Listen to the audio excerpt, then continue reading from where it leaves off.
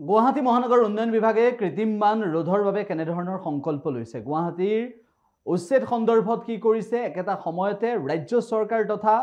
BJP চৰকাৰক প্ৰত্যাহ্বান জনাই বিৰোধী দলৰ দলপতি দেৱব্ৰত শইকীয়াই আজি কেইবাটাও মন্তব্য কৰিছে এক প্ৰকাৰ ৰাজ্য চৰকাৰক সমালোচনা কৰিলে বিৰোধী দলৰ দলপতি দেৱব্ৰত শইকীয়াই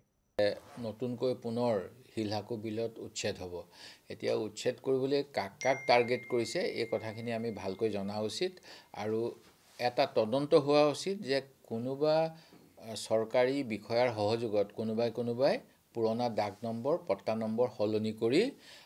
নিজকে বচাইছে নেকি এই কথাখিনি জৰুৰী এই কাৰণে যে হিলহাকু বিলখন যথেষ্ট ডাঙৰ আছিল যেনেকৈ অন্য আৰু কেইখনমান বিল আছিল যিবিলাকে আমাৰ প্ৰাকৃতিকভাৱে গুৱাহাটীৰ বানপানীৰ পৰা ৰক্ষা কৰি আছিল কিন্তু চৰকাৰী এছাম বিষয়াই অৰ্থৰ লোভত বহুত ডাক নম্বৰ পট্টা নম্বৰ হলাইছে ট্ৰেছ মেপ হলনি কৰিছে আৰু এনেকুৱা কৰি পেলাই এখিনি ধনিক শ্ৰেণীক প্ৰটেকশ্যন দিছে এপাৰ্টমেণ্ট হৈছে আৰু দুখীয়া মানুহে যিবিলাকে বহু বছৰ ধৰি বসবাস কৰি আছিল তেওঁলোকক উচ্ছেদৰ বলি কৰিলে আৰু প্ৰতিশ্ৰুতি দিছিল মুখ্যমন্ত্ৰীয়ে এটা সময়ত যে কোনো মানুহক উচ্ছেদ কৰা নহয় এইবিলাক নিৰ্বাচনী প্ৰতিশ্ৰুতি আছিল তাৰ পৰৱৰ্তী সময়ত কি হ'ল দেখিলে এতিয়া জিঞ্জাৰ হোটেলখন যেতিয়া হৈছিল কিছুমান কাম কেবিনেটৰ ডিচিশ্যন হয়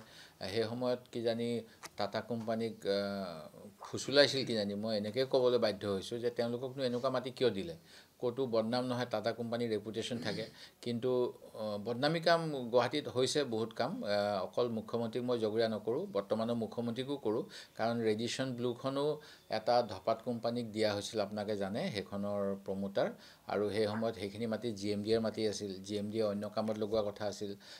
তাৰপিছত GMDক দি দিয়া হ'ল সেইখিনি মাটি আৰু তাত কাবাৰ মন্ত্ৰী বিধায়কৰ শ্বেয়াৰ আছে বুলিও সেই সময়ত কথাখিনি ওলাইছিল এইবিলাক পুৰণি কথা আমি পাহৰি যাওঁ কিন্তু যেতিয়া আমাৰ থলুৱা মানুহক উচ্ছেদ কৰিব বিচাৰে চৰকাৰী ভূমিত থকাৰ কাৰণে তেতিয়া বাহিৰা কিছু ধনী মানুহক কেনেকৈ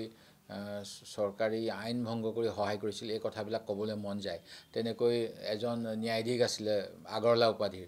তেখেতক যিটো উত্তৰ গুৱাহাটীত জলাশয় মাটি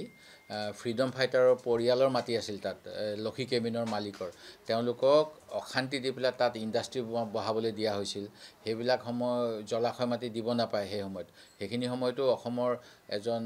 মন্ত্ৰীৰ কেলেংকাৰীৰ তদন্ত হৈছিল তাৰ তেতিয়া অৱশ্যে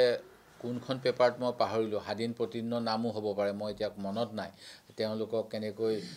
সেই সময়ত ছিংগাপুৰ ট্ৰিপৰ টিকেট দিয়া হৈছিল ছিংগাপুৰ যোৱাতে সেই সময়ত আজিৰ নিচিনা সহজ নাছিলে বোধ কৰোঁ তেতিয়া ন্যায়াধীশক ছিংগাপুৰত টিকেট দি পেলাই কোনোবা প্ৰভাৱশালী মন্ত্ৰীয়ে বাচিব বিচাৰিছিল এইবিলাক কথা ওলাইছিলে সেই গতিকে দুখ লাগে এনেকুৱা হ'লে মানে আৰু এতিয়াও বহুত মানুহ আছে যিবিলাকে বসুন্ধৰা নামত যিমান পাব্লিচিটি আপোনালোকে দি আছে মানে অকল অমিত শ্বাহ আহিলে কিমান কোটি টকাৰ হোৰ্ডিং দি দিয়ে তেনেকৈ যিবিলাক মিছন বসুন্ধৰা মোৰ সমষ্টিত দ্বিতীয়টোত ৬,০০০ৰ ভিতৰত মাত্ৰ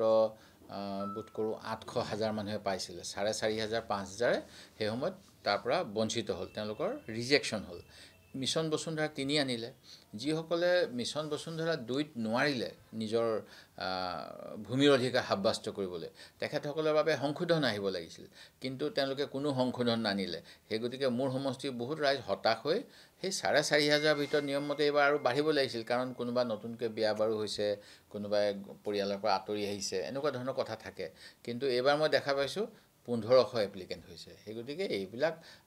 ইলেকশ্যনৰ সময়ত এইটো দিলোঁ সেইটো দিলোঁ কৈ চৰকাৰী ধনৰো অপচয় আৰু প্ৰকৃততে কাম হৈছে নাই মুখ্যমন্ত্ৰীয়ে ভালকৈ পৰ্যালোচনা কৰিব লাগে চৰকাৰী বিষয়াৰ কথামতে বিপথে পৰিচালিত হ'ব নালাগে আৰু আমাৰ অসমীয়া মানুহক দুৰ্গতি কৰিব নালাগে যিকোনো খবৰৰ বাবে যোগাযোগ কৰক 7099017330 লগতে 7099017110 নম্বৰত